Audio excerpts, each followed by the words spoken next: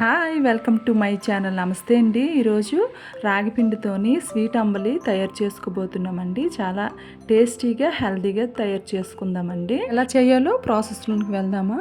ముందుగా ఒక గిన్నె పొయ్యి మీద పెట్టేసుకొని అందులో ఒక గ్లాస్ వాటర్ వేసుకుంటున్నానండి. అందులోని చిటికెడంతా ఉప్పు వేసుకుంటున్నాను. వేరే బౌల్ తీసుకొని అందులో 2 టేబుల్ స్పూన్స్ రాగి పిండి వేసుకోవాలండి. అందులో కొంచెం వాటర్ వేసుకొని ఉండలు లేకుండా మనం బాగా కలిపేసుకోవాలి.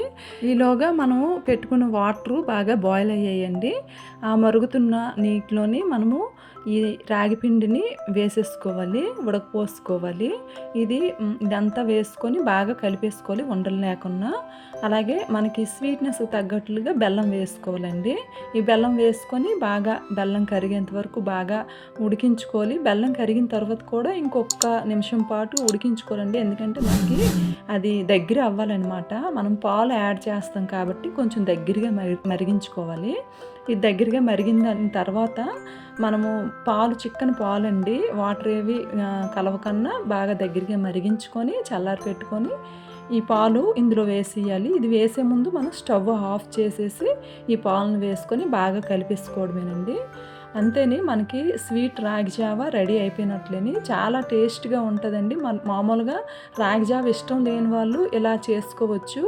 పిల్లలేంటి పెద్దోళ్ళేంటి ఎవరైనా తీసుకోవచ్చండి.